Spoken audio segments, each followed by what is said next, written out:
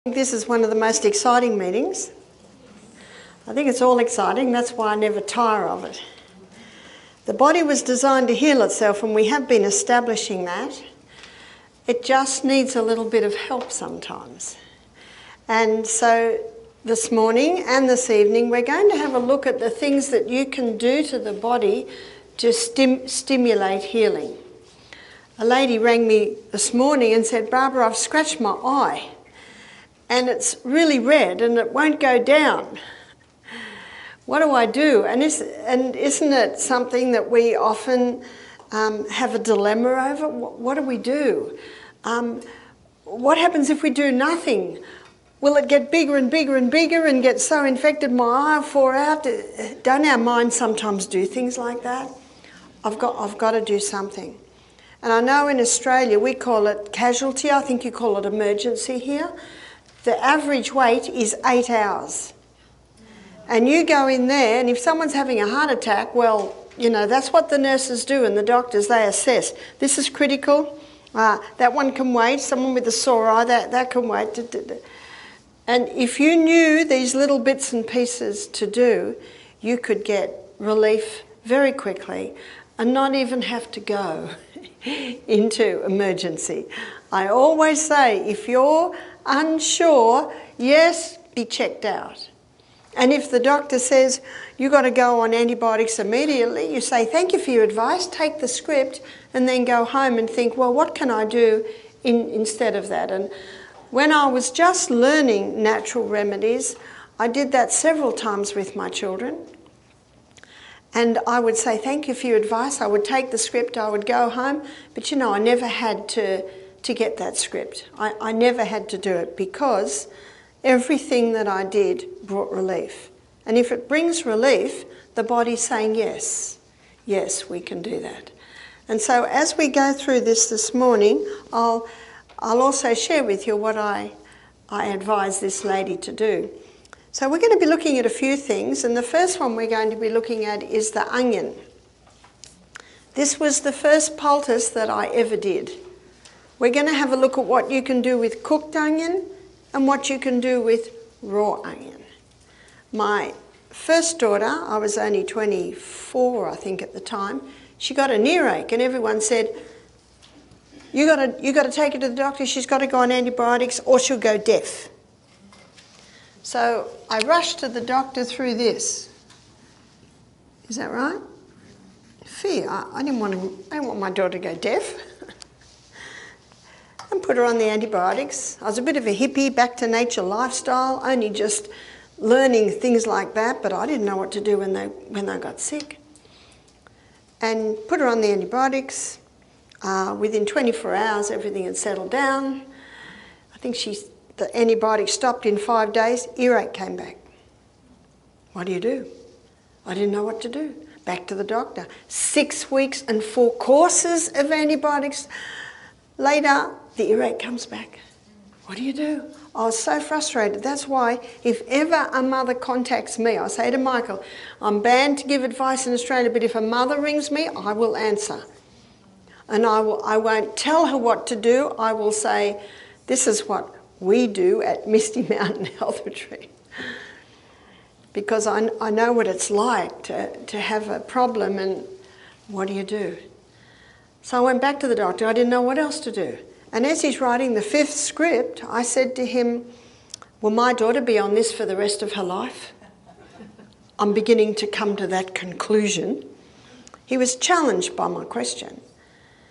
So he gave me a referral to an ear, nose and throat specialist. The ear, nose and throat specialist looked in Emma's ears, in her mouth. She's 18 months by now. He said, the child's teething. Give her these drops to keep the eustachian tubes clear. No more earache. So 2 years later, my next child's about that age. He gets an earache. I don't tell anyone because I felt the pressure. But you've got to do something. So I went to the old lady next door. So by now I'm about 26, I think. She's about 86. I said, what did your mother do when you had an earache as a little girl? Because I know back in the old days they had little bits and pieces they did. She said Mum would steam up an onion on the stove. She'd she'd cut it in half when it was soft, wrap it on the ear. So I went home. You steam it or dry bake. And then you cut it in half. And you cut it acrossways so that what you're looking at is the rings. This is a nice big onion. For a child, you might use a smaller onion. And you leave all the skin and everything intact because that holds it together. So you're looking at the rings, and then you get a cloth. It might be a tea towel. I think you call it a dishcloth. Because I was in a kitchen recently in Alabama. I said, we need a tea towel, and I realised no one knew what I was talking about. And I think you call it a dishcloth, yeah? What you dry dishes with? Dish towel. Dish towel? Yeah, we call it a tea towel. So you cover it over a few times. What have I got here? I just asked if anyone had an old sheet. You know, sheets that are getting very thin, starting to tear. They're perfect for poultices. Ideally cotton, they're thin. And then you just wait until it's the right temperature and then put it on the ear, and then you might put a piece of plastic. What the plastic does is it insulates it, keeps it from chilling, protects the clothes, and then you bandage it on. And you can keep it there as long as you can keep it warm. So what I did with James, he was breastfeeding at the time.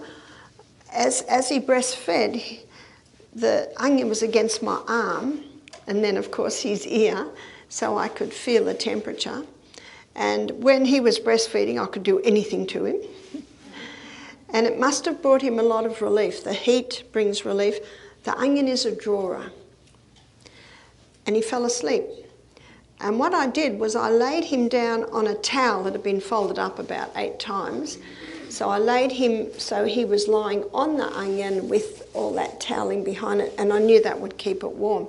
And he slept for 2 hours. What does that tell you? He's got relief. Because if they're in pain, they can't sleep. When he woke up, he was happy. He was happy for the rest of the day. And the next day, and the next day. And his father said to me, I'm suspicious. Take him to the doctor. I want those ears checked. Took him to the doctor. The ear that had been aching was as clear as a whistle. The other one had a bit of wax in it. I went home very, very happy. So no wonder I got into natural remedies. Just consider that.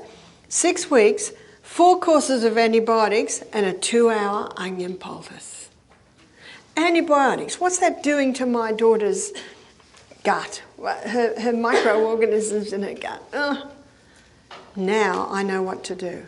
And so what I did was I got a little book, and it had A, B, C, D, E, F, G down the side, and E for earache, onion. I started my little book. And the full result of everything I discovered, I'm going to be sharing with you this morning. And there is a lecture online. It's a 50-minute lecture on poultices. So I'm going into a little bit more detail today because we have a little bit more time. I'd never used it on myself, but I've certainly used it on children, on grandchildren. But in early 2022, the only country I could fly to was England, United Kingdom. And I went to my adopted mother, who lives in Scotland, Ruth. She's in her 80s now. And I spent a few weeks with her. And I started to, wanted to go to the island of Iona because I'd read about it in history books where Columba wrote out the New Testament. So I loved the history. And I stayed in the little town of Oban. I had a bit of a sore throat, which is not uncommon when you're travelling a lot. And because I continued to travel, it got worse and worse. And by the time I got to my little bed and breakfast where I was staying, the ache had gone right up to my ear, and my ear was throbbing. Here I am in a little coastal town in Scotland. I don't know anyone. What are my options? Find a doctor. What's the doctor going to do? Give antibiotics, which I really don't want. But I'm travelling. And then I had a bright idea. I'll go to a restaurant and ask them for a cooked onion. So I went into 2 little fast food places, and you just smile very nicely and say, excuse me, I just like to buy an onion. Oh, we don't do that. We don't. All our onions are chopped up. And I finally found a little restaurant. And I said to the young man, I said, I've got a very strange request. I said, I'm an Australian, I'm travelling, I've got an earache, I always did the cooked onion on my children. Would your chef agree to just steam me or dry bake an onion for me? I said, I'll pay. And he nodded. And he went back and he came out and he said, he'll do it. I said, I'll come back in half an hour. It'll take that long to get it soft. I came back and true, the onion was this big. It was huge. And what was very nice, he would take no money. I said, thank you so much. So what am I going to do? I'm in a little room, and this little room, it was in an attic. I thought it was a really good price, then I found out why. I'm only 5'2.5".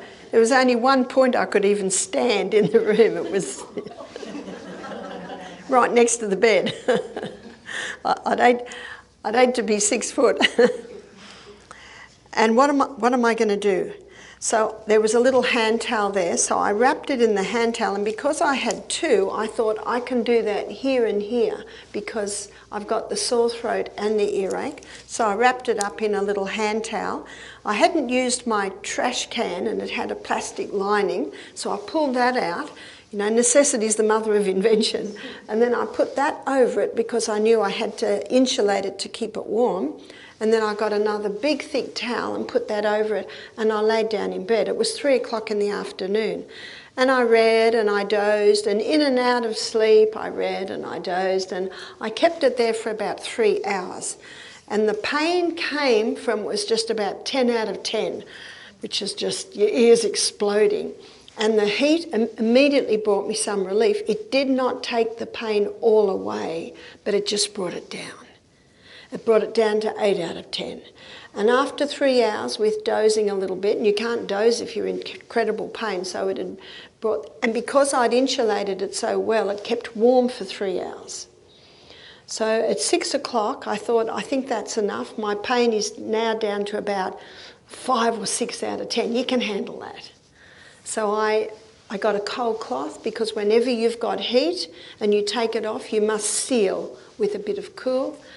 And I also, I have to tell you, I could not eat because I could not open my mouth. And when I put anything in, I could not swallow. I could not even drink water. So when I took the poultice off, I had a hot shower, finished with a quick cold. And it was really cheap. I had to go down the hall and find the bathroom, but there it was. And and I could drink. I could swallow. I could sip little bits of water, only a little bit, and I slept all night, praise God. And when I woke up in the morning, and this is the day I'm doing my big trip out to the island of Iona, I could swallow, I could drink, I could even eat, and the pain had come down to about a 3 out of 10. I tell you that because if someone takes a painkiller, within half an hour their pain's gone, is that right? But remember, pain is a knock. And when you take a drug, it just silences the knock. It's not fixing anything. So pain has a purpose, and it's giving you a message. So what this did was this brought my pain down to bearable. And remember what sleep does? Sleep is your healer. So I think by 8 o'clock I was asleep. So I had a good about 10 hours sleep that night. Sleep is your healer. I think when you sleep, it's like you're putting your body on nature's operating table. And I was able to go on my trip to Iona. I was so happy. Because imagine being in that situation, knowing no one, in a totally strange country, and you're in incredible pain. And I know if I just go and get a painkiller, when that wears off, guess what? The pain's there again. The body gives you signals. So what you're always looking at is symptoms. And it is true that medicine treats symptoms, but it just usually silences the symptoms. But when you use natural remedies, you go straight to the symptoms because the symptoms are telling you, I've got a problem here. And then you try different things and you're looking at the response. So I was able to go on my tour to the island of Iona. You go on a boat. I wrapped a big scarf around my head. I wasn't going to let my ear chill. But through the day it was just sitting at 2, 3 out of 10. The sore throat had gone right down to about a 2 or 3 out of 10. And on the little island of Iona, there's hardly anything there, but there's a real old stone Scottish pub, and by now it's lunchtime. And I needed water, so I was going to go and buy some water, and then I saw a sign that said carrot soup. I thought, yes, very nice for the throat. And the lady kindly filled up my water bottle. When I got back, now what you got to do now, you got to tell those people in the restaurant because they were so kind what they did to me. So I decided to go there to have my tea or my supper because they had soup, and soup very nice on the throat. I didn't see the waiter that had helped me, and just when I'm about to go, I saw him. He just came on duty. So I went and I said, and I smiled. He said, "Did you go to Iona?" I said, "Yes, because of the onion poultice." I said, "I had that onion poultice on for 3 hours and it just brought the pain right down." You see, what's happened now is I've given testimony to that young man. Now, he'll tell everyone in the restaurant, because they've never had a lady from Australia come in and ask for an onion. And the chef that cooked the onion, can you see, this is the best way to spread the word out. So a cooked onion poultice is best for an earache. What happens if the next day my earache came back? What do? I just do the onion again. And if it comes back every day for 7 days, what do? Just do the onion again.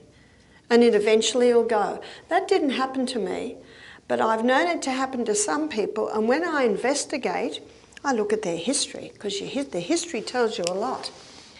And this lady that it happened to, she had earaches as a child. She used to swim and always get earaches, and they ate a lot of dairy, which mucus builds up in the eustachian tubes.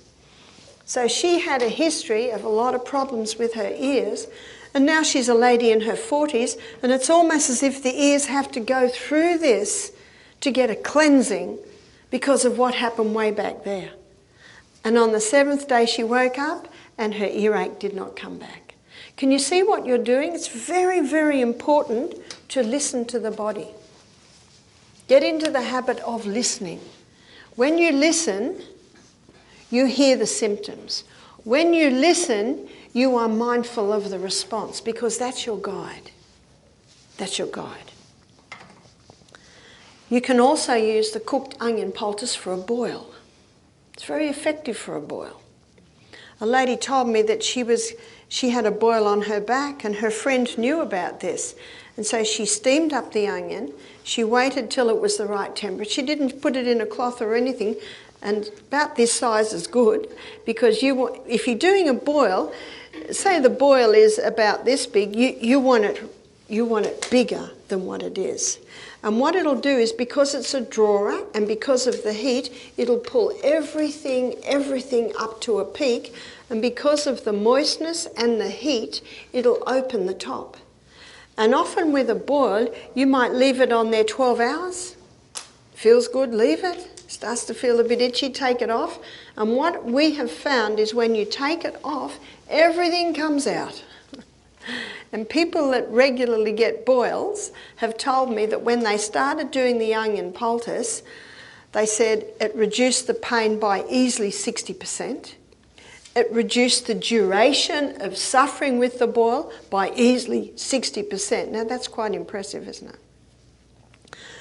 One man said to me, he lives in Queensland. In Queensland in Australia, that's up the top of Australia, that's like our tropics, that's where all the mango trees are. And he said as a kid, when the mango trees are on, they'd sit in the mango tree half the day, eating mangoes after mangoes, and he said they'd all get boils. I don't know whether the high fruit diet put their body into a little bit of a cleanse, or whether the high sugar just fed it a bit, but anyway, he said, I would have liked to have known about onion poultices then. They're very painful boils, and what the pain is the pressure from underneath of this boil coming up. So if you put a cooked onion on that, it draws it all to a head, it softens the head, so whereas someone might suffer from a boil for a few days, this can actually resolve it in and bring relief and resolve it in a matter of hours. What I have since learnt is that when you steam an onion and it's hot, you can squeeze some of that cooked onion juice into a spoon. Now it'll be boiling and the spoon will be cold. So when the boiling juice hits the cold spoon, it just comes to a nice temperature, and that can be poured into the ear. And then you wrap this up and put it on the ear. I didn't have spoons or anything in my situation. I just wanted that onion on my ear as quickly as possible. I wonder what the cleaners thought the next day when they were cleaning up the towels and they all smelt like onion. So that's what you do with cooked onion for an earache and for a boil. Now we're going to have a look at raw onion. And there's a few things you can do with the raw onion. A little baby that's got a cold, it's difficult to do much to a little baby. But what you can do, you can slice up an onion on a plate, and you can put that plate near the baby's bed, and the baby will be breathing in the onion fumes. And that can help clear the airways. What happens to you when you cut up an onion? You start crying, is that right? That's because that onion juice is very effective at thinning and clearing the mucous membranes. So there's a couple of places that we're going to use the onion. And one is for a sore throat. For a sore throat, you finely slice the onion.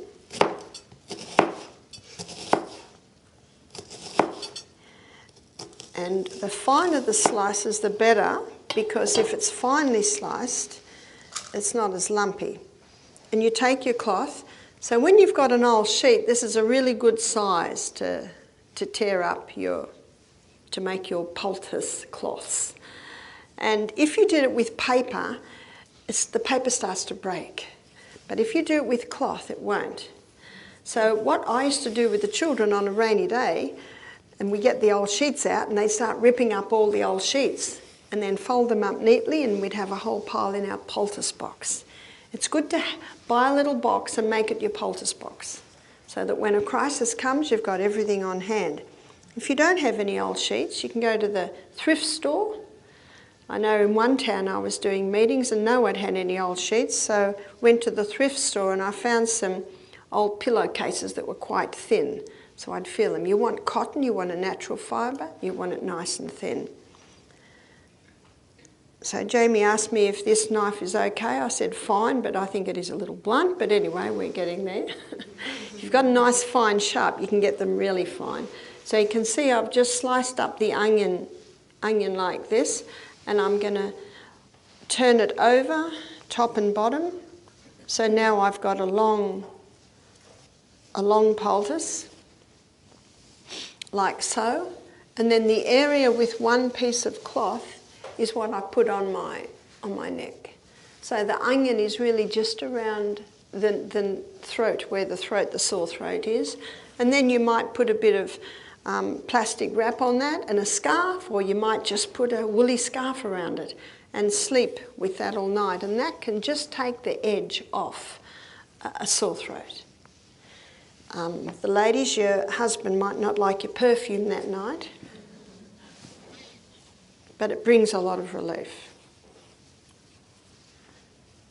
Another thing that you can do, and we use onion mostly to clear respiratory. You can chop up an onion, and I did this for a couple of nights. I mentioned when I was in Germany I had a cold, and I did this a couple of nights, and it has a big difference. Now I'm going to ask Jamie if you could come up, and we're going to pretend that Jamie's hand is a foot, and I'm going to show you how you can put it on the foot, because what we're going to do is we're going to put the foot straight onto this chopped onion. And this is a poultice you wear overnight. So what I did was I just got a cotton sock, and I put it all in the cotton sock and put it on, and then I put plastic over that, then I put a woolen sock on. But I haven't got any socks here, so or you can just use a cloth. So we're going to pretend that Jamie's hand is a foot. And so the hand goes straight onto the onion. And you spread it out to make sure that it's covering every bit. And then you cover that over. And then you get a plastic bag, just come with me. And what the plastic bag does, thank you, plastic bag just keeps it all in place, and the plastic bag also protects the sheets from smelling like onions. And then you just twist that round and round, put it round the ankle, and then you put a sock on, and the sock will hold it all in place. And what that does, of course you do it to both feet, what that does is the biggest pores on the whole of your feet, from the whole of your body, are on the soles of your feet. And so the pores on the bottom of your feet take up that onion juice, your foot's straight on the chopped onion, and it clears the chest, it clears respiratory, but it's particularly good. We'll just put it over here. Thanks. You're right. Yep. Got it all. Thank you. And then in the morning, just throw the whole thing in the bin. Well, I had a sock on, so I didn't throw the sock in the bin. I just pulled it out. Thank you. So that's a real easy one. And I'll tell you a couple of stories to illustrate what it does. I was at my daughter's house, and her little boy was 3, and he had a cold.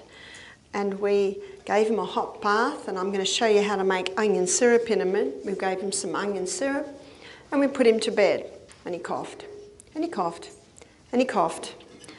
And we thought he'll sleep in a minute.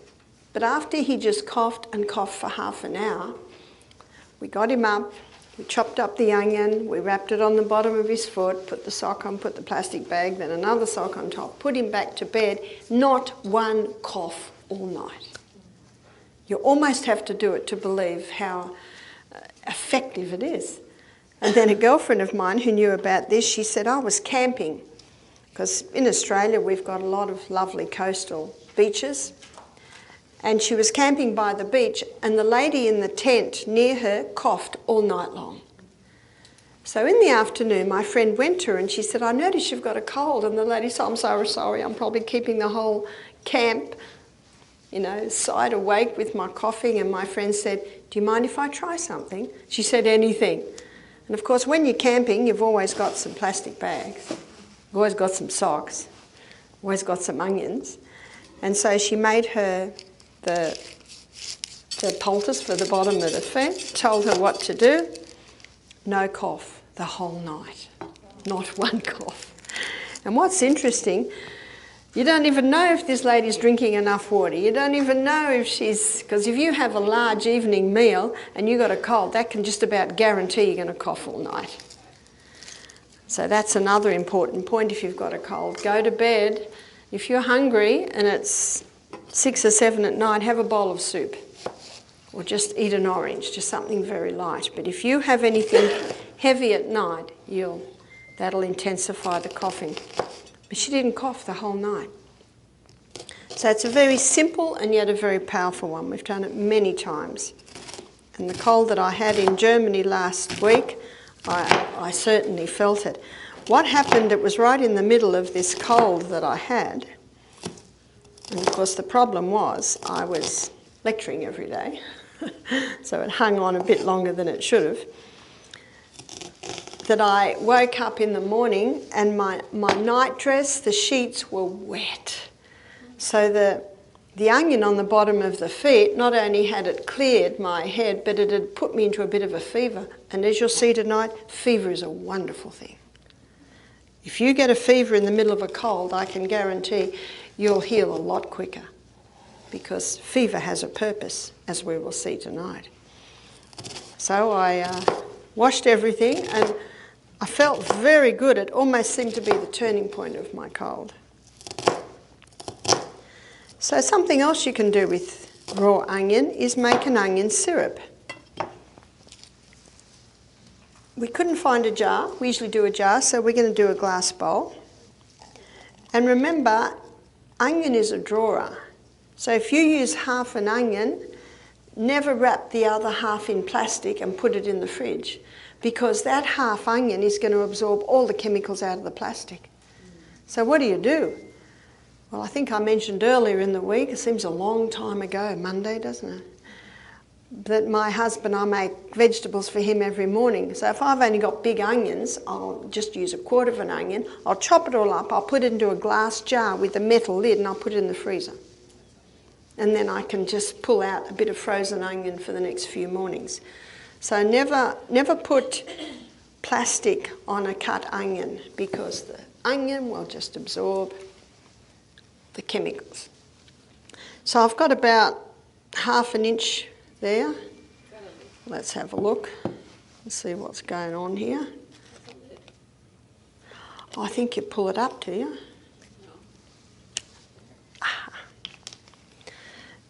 And then you put approximately a teaspoon of honey over that. And then you put another layer of onion. And so what you do is you lay the onion and the honey until you've filled your jar or used up all your onion. And you let this sit for approximately 24 hours. And after 24 hours, you strain the onion out. Now, by the end of our class this morning, a syrup will already be forming. At the moment, what we've got is sticky, gooey honey. It's thick. But the syrup that forms is quite thin and runny, and it's like a golden colour. So when you see that syrup forming, that's your cough syrup. So I'm going to put all of this. This top layer is a bit thicker, but I'll just put a little bit more honey on top of all that. This is called the onion syrup.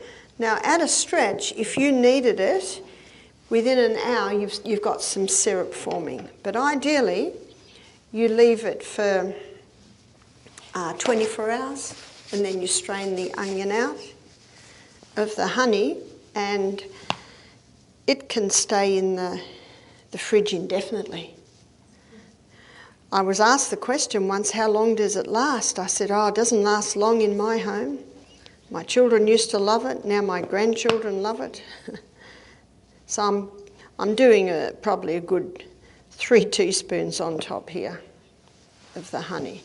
So you can see that we have no syrup forming. All we've got is the thick, gooey honey and the onion. But by the end of our class this morning, there'll be a runny syrup forming. But again, you keep that for 24 hours. Now, what I will do when our class finishes, I'll just put a little china plate on top of that. Do you leave it at room temperature?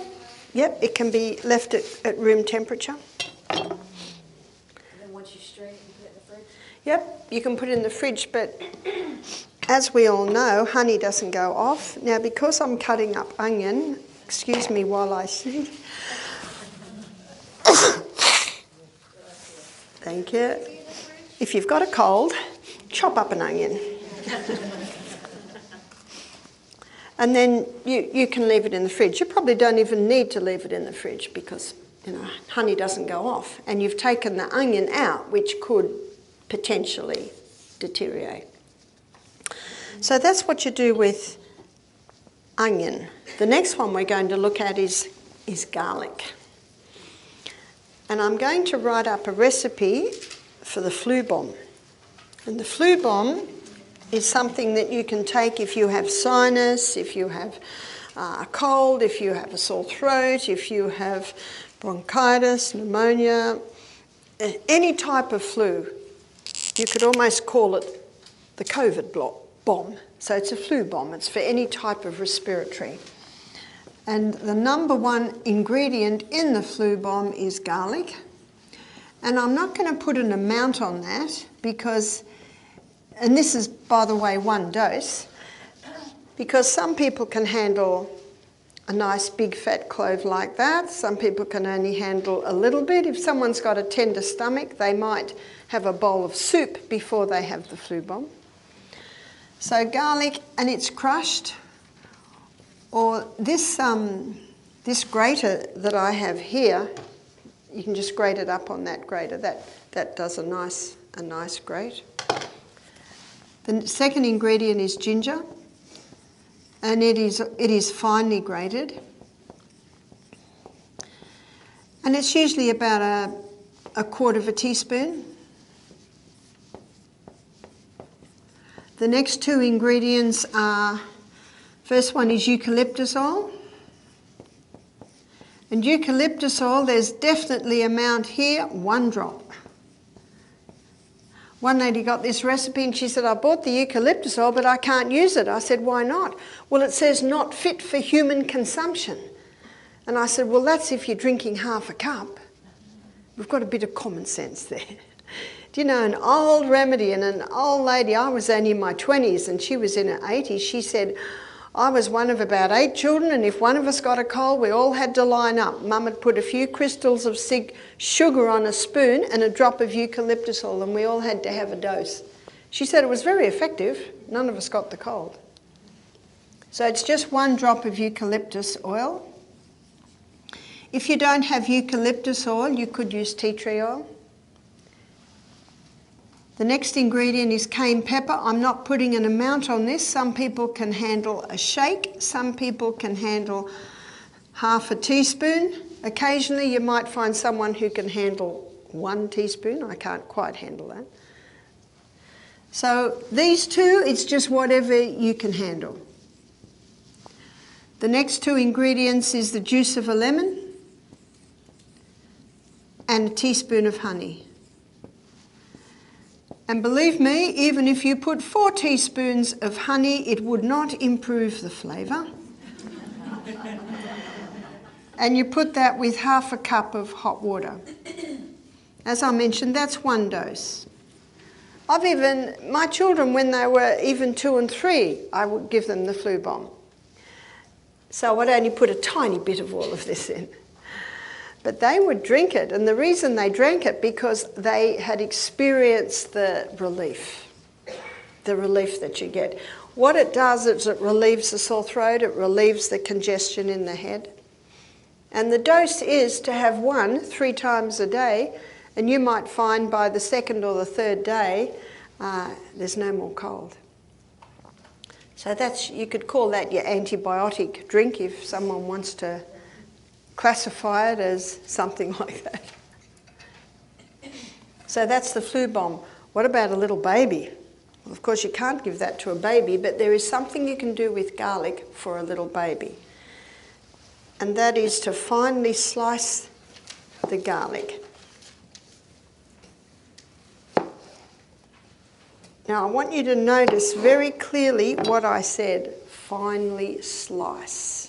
You must not grate and you must not crush, because if you grate or crush, too much juice comes out and you'll burn the baby's feet. You'll blister their feet. We don't want to do that. They'll heal, but you can't put garlic on it again for about a week. So can you see what I've done here? I've got a fine, a little length of cloth, and I've got 2 fine slices of garlic. And then, could I have your hand please, Jamie? And we're going to pretend Jamie's hand is her foot again. The garlic does not touch the feet. So this is a little foot. So I've folded it over again, as you can see. And then we're going to wrap it on the baby's foot. How many layers of cotton in the foot? 1, only 1 layer between the foot. And then you put a little sock or a little bootie on, and you'll find within a few minutes you can smell it on the baby's breath, because the biggest pores in the whole of the body are on the bottom of the feet. And I have done this many times and I have never burnt a baby's foot. Thank you. But my sister, only 2 weeks ago, her little grandson, he was only about 6 months old, had a bad cold. So she decided to do a really good job and she crushed it. And she put it in the cloth and put the cloth between it. Within 20 minutes, the baby was screaming. They quickly pulled it and it had burnt the bottom of the feet. So I stress. Now I've got a new book that we're hoping is going to be out in the next month. We're hoping, called Sustain Me. And this book has all the natural remedies in it. And so when you read about the garlic on the feet, you'll find that I say it about 3 times. Finely slice it, don't crush it. And I've got some good news. I rang my daughter last night in Wisconsin, and while we're speaking, my book has been delivered to her house. And so that website I gave you, that's the Self-Heal by Design. They're unloading it as we speak. So if you contact www.mistymountain.USA, you can order the book. How long do you leave that garlic post on the baby's feet? You might leave it on overnight, you might leave it on for a few hours. My little son, James, when he was 3, he used to often get very chesty. So I used to wrap the garlic on the bottom of his feet, put his sock on and put his little shoe on and run out to play. And every step, what's happening? Squeezing a little bit more juice. See, having a fine slice just allows the juice to slowly, little by little bit, be released. Now at the end of the day, it was time for his bath. I take his shoe and sock off, and the slices of garlic, they looked like bits of dried out leather. There's not one drop of juice left in them. The body knows what to do. Remember Psalm 104 verse 14, God gave herbs for the service of man? That when that garlic juice goes into the blood, it goes right where it needs to go. It'll help to clear the head, it'll help to loosen the chest. And so it's a great way of getting garlic into little ones. On that story of Peter the other day with his asthma, and you said you did hot, cold treatments on his chest. Yeah. Would the garlic have been helpful? Well, I know that I'm guilty of information overload, but all these little things that I did were not helping Peter. And that's when I discovered Peter had severe physiological asthma. It would take the edge off, but it wouldn't do a lot. And this evening, we're going to be looking at water treatments. And water treatments, nothing gets an effect as quickly as water treatments. And so usually with a child with a cold, this will have an effect. But with Peter's severe asthma, I had to go a little bit further with his.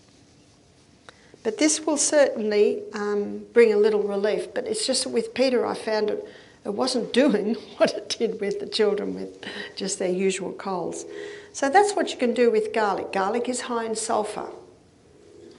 And so people that may have stomach ulcer or irritable bowel, they might find the garlic a little irritating when they take it internally.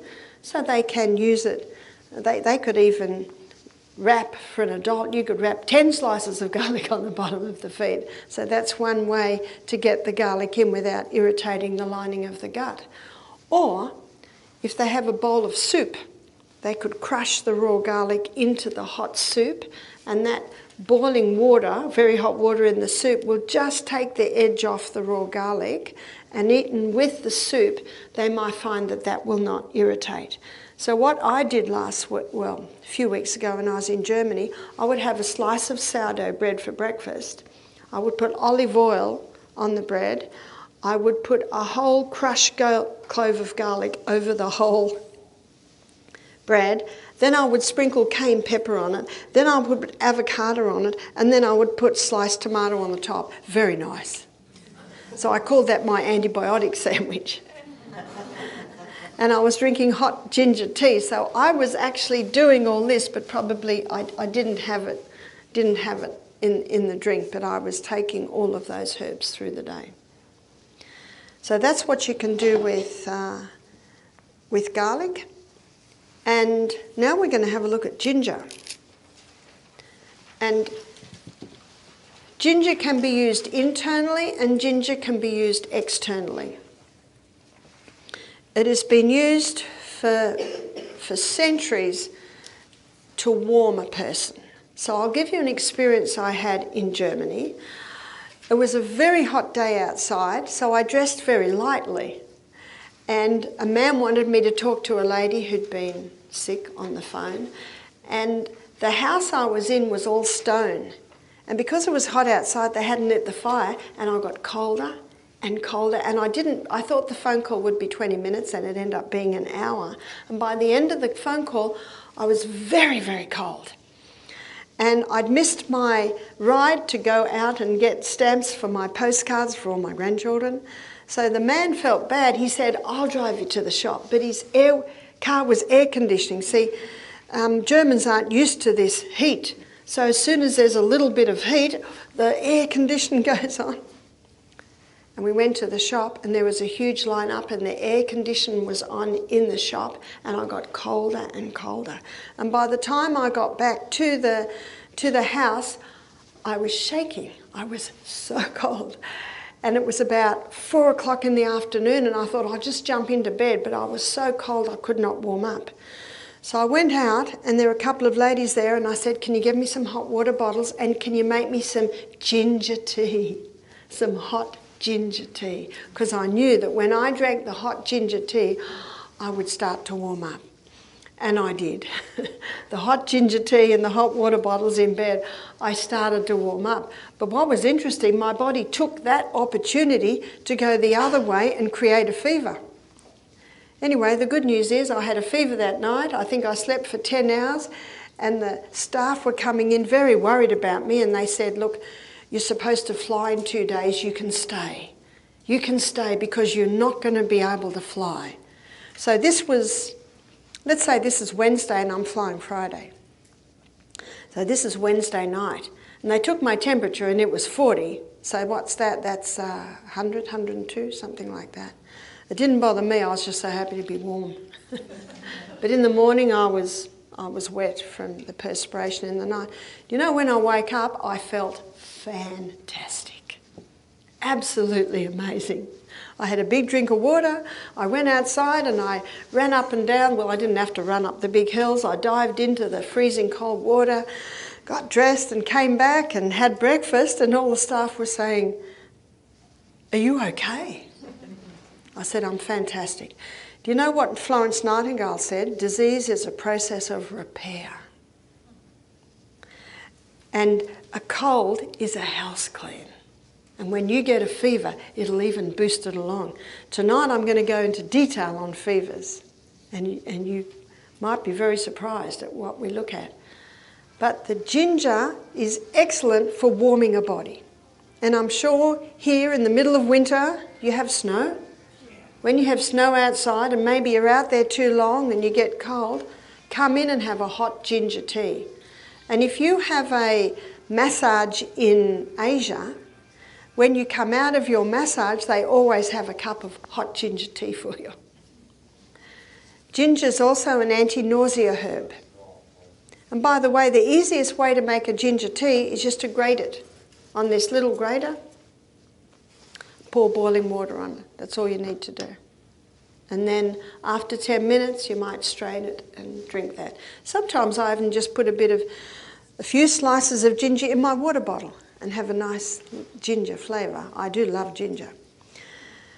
So it can be used internally to warm up a body. It can be used internally for a sore throat, and we saw that.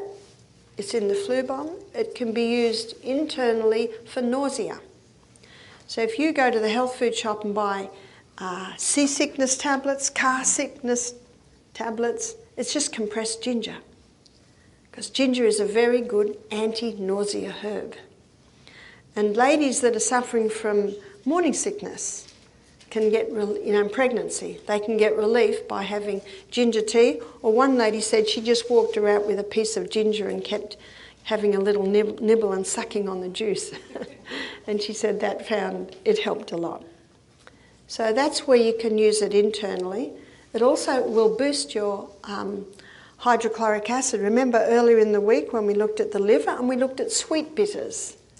And I called ginger the sweet bitter.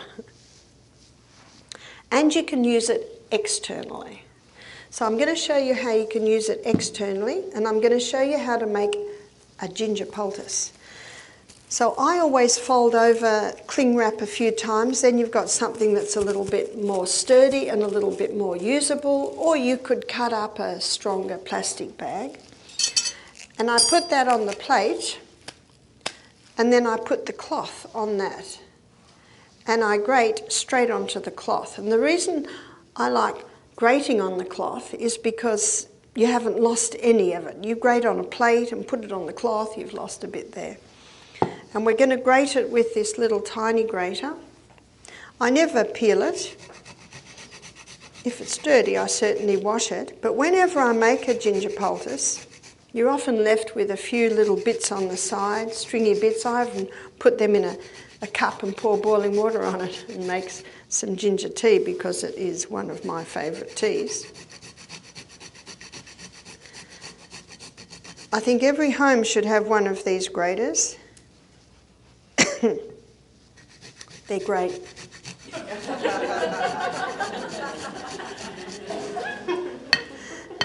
And when I'm cooking, I'll often just grate straight into the pot. I'll grate the ginger straight into the pot. I'll grate the garlic straight into the pot. They're very fine. So what I'm doing now is I'm making a ginger poultice, and we're going to pretend that Jamie has a very sore wrist. And maybe Jamie had an old injury on this.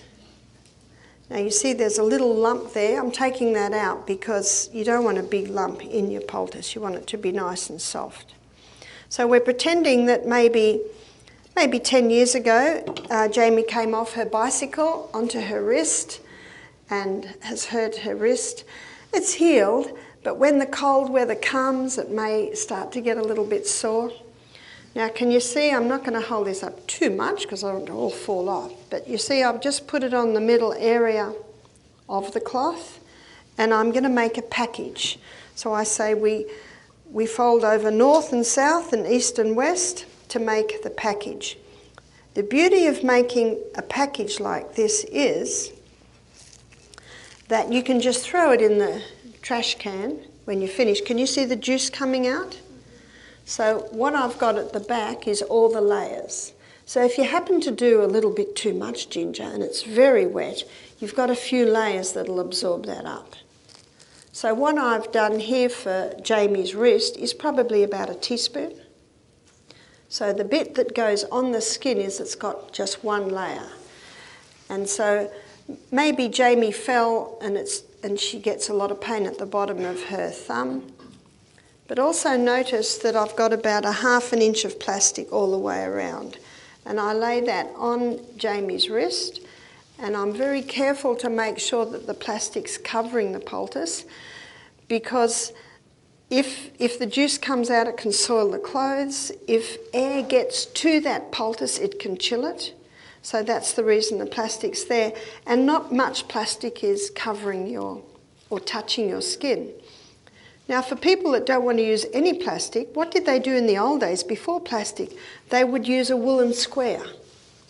I like sewing, so whenever I'm making a woolen skirt, I'll often cut up squares from the bits and pieces, and I have them in my poultice box.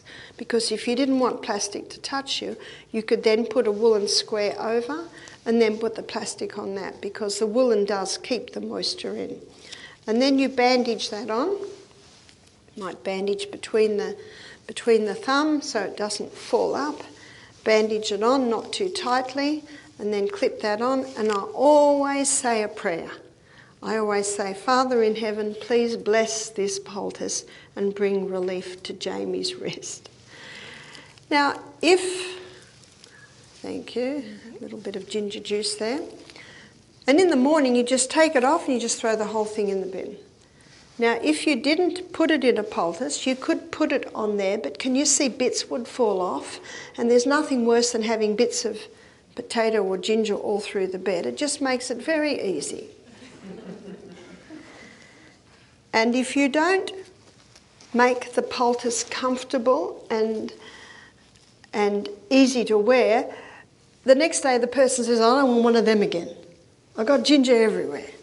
Now, we had this girl working for us once, She was from Texas, and she worked with us for about 6 months, and she was the best worker. Everything got done fast, but she was a bit messy when it came to the poultices. She did them too quick, she didn't wrap them up well, and I saw a guest once with the poultice on her arm. She came down for lunch, and it hadn't been bandaged on properly, and bits of poultice were falling out, and bits of ginger were falling everywhere. That lady didn't want another poultice. So much as we love this girl, we decided to not put her on making poultices for the guests.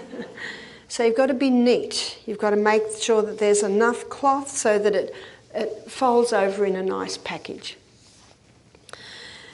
Now what I do when I'm putting on a ginger poultice, where you would use the ginger poultice is for joint inflammation. So Amelia, my right-hand girl who worked with me for 5 years, we thought she'd be with us forever, but then she fell in love and got married.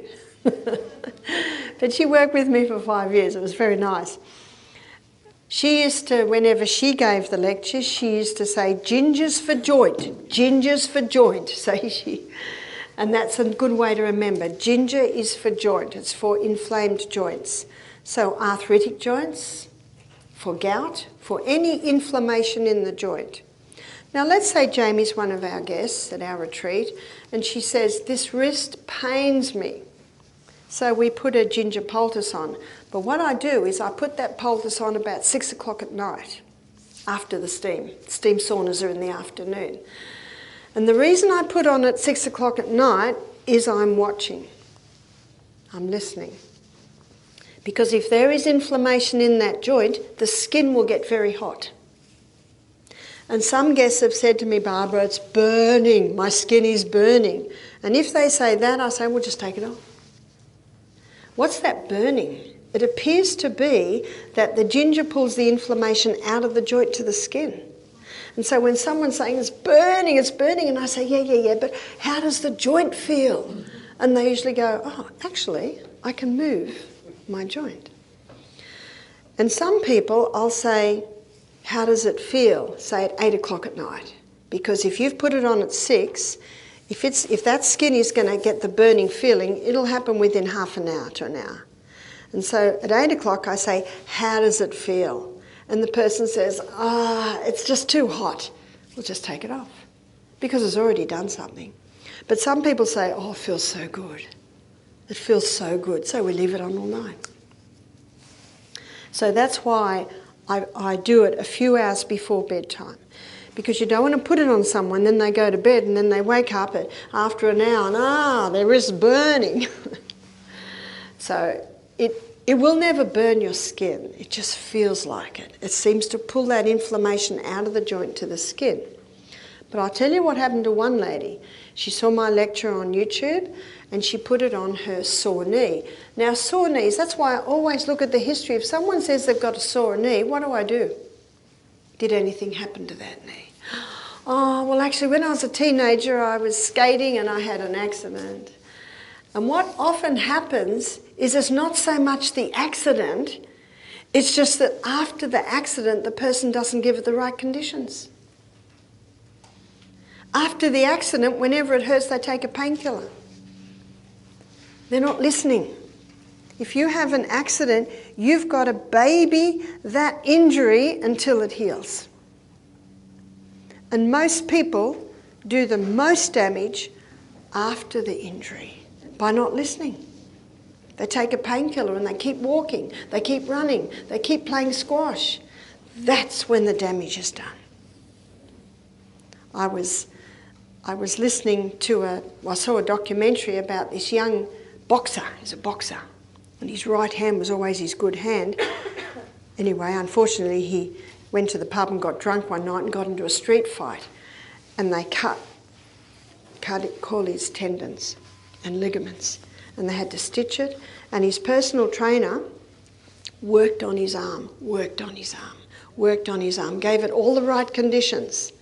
Did hot and cold treatments on it, rested it. There was no boxing.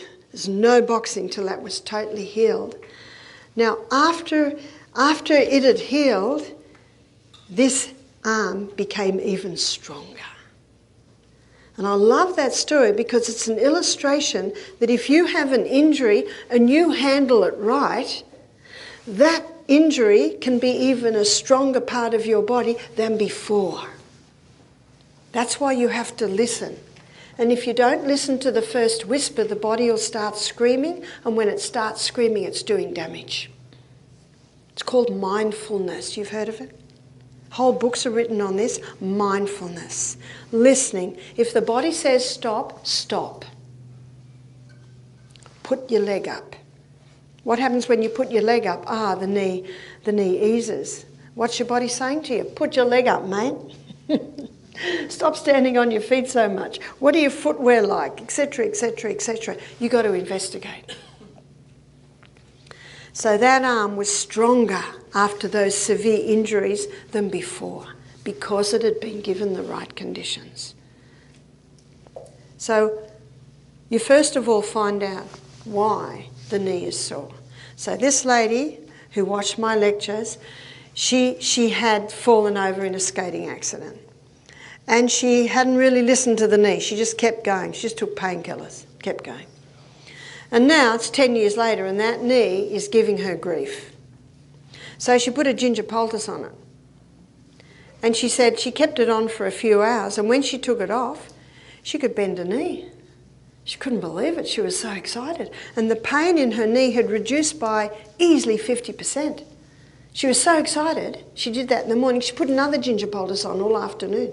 Then she had a shower and she put another ginger poultice on all night. And when she woke up in the morning, the tissue on her knee was red, swollen, with little blisters. She emailed me, she said, "What have I done?" I laughed. I said, "You've just overdone it. You've just overdone it." She was so excited about the results, she overdid it. And what do I mean by overdid it? She overdid it to the point where too much inflammation was being pulled out of her joint, and it did eventually blister her skin. She said, "What can I do now?" I said, "Put a nice soothing grated potato on it. You can't put ginger on it again for probably another 2 weeks." She just overdid it. So what would I have suggested in her case with her sore knee? I would have suggested do a ginger poultice maybe 2 or 3 hours in the afternoon, and then overnight, and we'll look at this in a minute, and you'll see as we go through this there are different poultices you can use for different things, and then put a castor oil compress on it overnight. So can you see sometimes you're combining your different poultices. So ginger's for joint. It's excellent for lower back pain. Now, if someone has lower back pain, they'll often put a hot water bottle on it. Is that right? And it brings relief. You know why? Because when you're in pain, the muscles come out in sympathy and they tighten.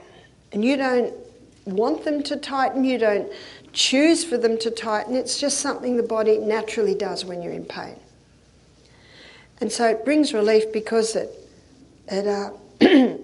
softens those cramping muscles, because that's what heat does. But it actually is not helping your back, because if you put a hot water bottle on an inflamed joint, what's that going to do to the inflammation? It'll feed it. But if you make a ginger poultice and you put that on the lower back, and especially with us ladies who are curvy, when you put it on your lower back, lie on the bed and put your knees in the air so that your lower back goes flat against that poultice. Within half an hour, the heat will start coming out. So what you've done now is the gingers pull the inflammation out of the joint, and the heat is relaxing those tight muscles that are tightening because of the pain. So it's perfect for lower back pain. One lady put it on her lower back and it did nothing. It didn't get hot. I said, "Well, your lower back pain isn't due to inflammation." So often the amount of heat you feel on your skin is an indicator. Is it inflammation or is it something else? Yes? Can you put this ginger poultice on a surgery that the incision's healed, but you're still healing inside? The question is, can you put the ginger poultice on an incision from surgery that is still healing, I would not. Well, I'm saying the incision is healed up, Yeah. like I've had shoulder surgery, Oh, well, if it's joint, but it's in the joint. Yeah. And can I still put that on? you certainly can if it's in the joint, because remember, ginger's for joint. If it was soft tissue, I would not, but for joint, you can. We're about to have a break, but before we have the break, I'm going to make a castor oil compress. And I want to do that now because it takes a while to soak through. So we're going to have a break, and after the break it will have soaked through. Notice how many layers I've got on this poultice. 1, 2, 3, 4, 5, 6, 7, 8, 9, 10, 11, 12, 13, 14, something like that. Because the thicker your compress for the castor oil, the more oil it can hold, and then the more oil that can go into you.